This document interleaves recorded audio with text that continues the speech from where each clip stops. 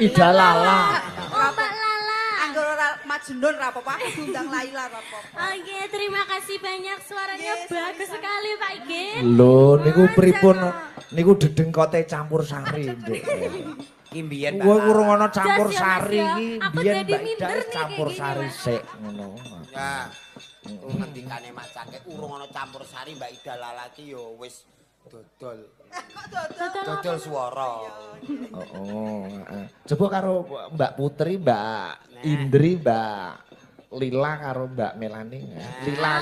Lila ki le dandan wis mau jam 3:30. Karo live streaming. Cek paripurna ya Mas ya. Dikira maine bar magrib lho.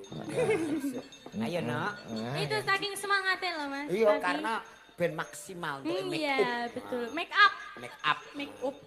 Saiki make up itu streaming ngono. Mendoakan De Izam. Oh, muga-muga dadi bocah sing soleh. Amin. Panjenenganipun. Lagune yo alamate anak Anak soleh. Dek lintang tengah sini Dek lintang. Oh iya. Luar biasa ya Mas. Cakrane kerat ada solawatannya. Oh, cakrane Langgam tayub. Ala Indri ki padha ae. Darane tengah ngluyur ae. Bocah kok lalinan. Wong papat. Remote iki batune iki wis ora konek karo. Wis ketok moto papat tinggal tengah ndek lho. Coba Ndri omong Ndri mendoakan apa Ndri karo Kurang Dik. cas ngene iki Mas. Pripun, Pak? Nggih. Pak Igit ngantek ora konsen. Mbak Indri kurang dicas. Mendoakan apa karo Dek Izam? Nggih, semoga Dek Iza menjadi anak yang soleh, berbakti, cerdas, Amin. pintar, Amin. tambah. Semoga cita-citanya tercapai. Amin. Muga dadi bocah cerdas ora lalinan ya. Ayo Mbak Putri, Mbak Putri. Ah, ndoake apa, Nduk? Ngangge pantun nggih, Pak. Oke. Sing ngajari mesti Mas Bagus iki mau. Pak. Mboten. Pantune piye Mbak Putri? Godhong pandan kecemplung banyu. Cakep. Semoga Dek Izam sekeluarga sehat dan bahagia selalu. Amin. Sing enong wis tau. Pancen sing enong lambene elek. Tepat niku, Pak. Betul niku, Pak. Ganti iki Mbak Melani. Ayo Mel. Tuku pentol ning Kutha Semarang. Oh Mas Mondol.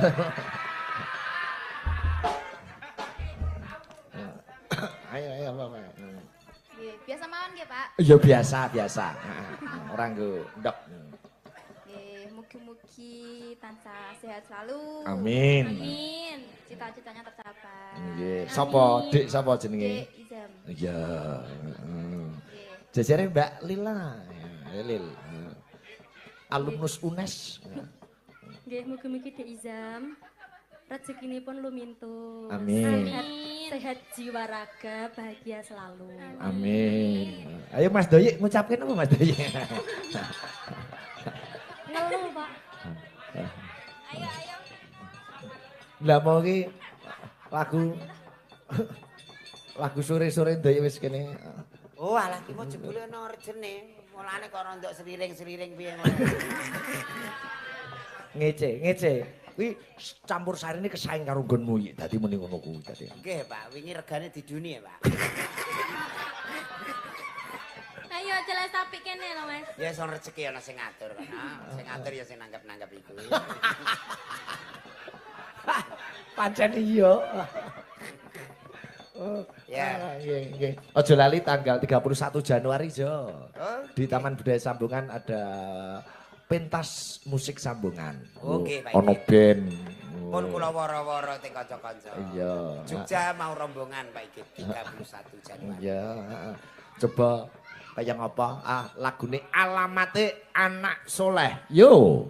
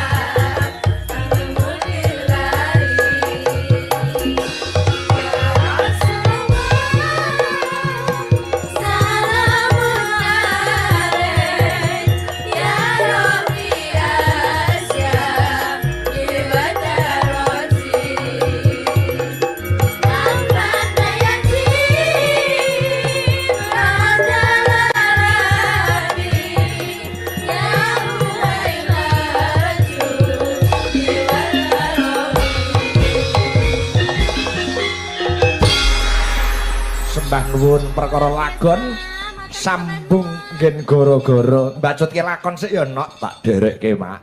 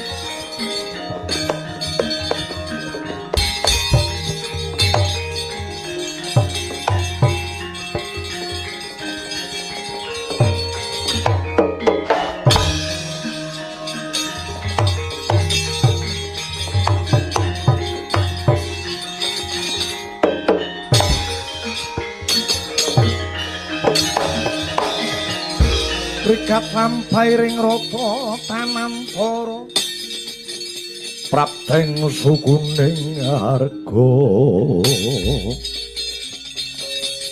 eram tumingaling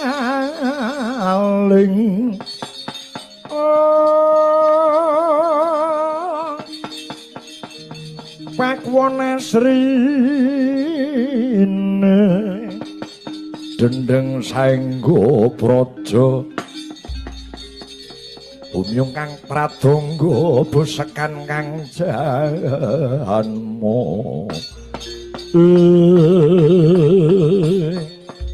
wah jlitheng resna kakangku Kyai Werkudara piye kena ngapa lakune dadak nganggo mandeg mongko goleki jlamprong durung ketemu durung lega rasane atiku yen durung ketemu adhiku lanang Madukara. Kyai Werkudara, piye? Sumurupa pun Kakang Darawati iki jejere wong tuwa mung nganggo ngilmu titen. Ngilmu titen sing kepiye? Adimu Harjuna lunga makaping-kaping kuwi gampang digoleki waton nganggo petungan nganggo tengeran. Sing dikarepake piye? Tetembungan telung perkara siji Nadiwiku Haldaka loro Payukati Uping Rana telu wanita dinuling krama. Wah, lagi pisan iki aku krungu.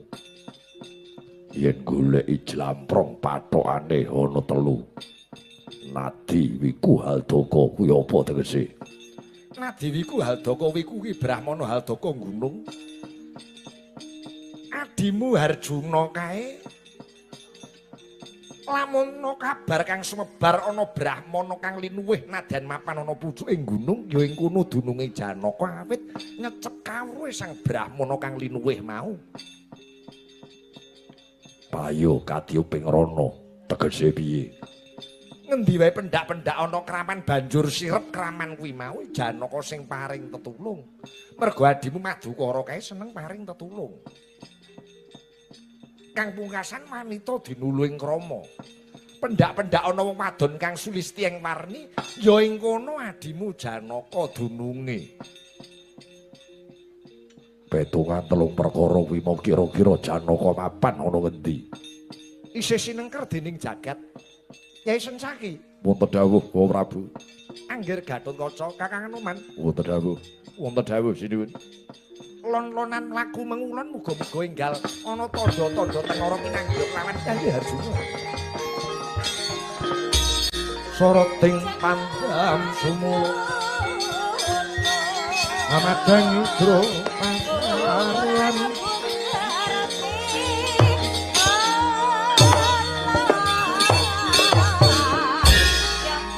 menami wadana remi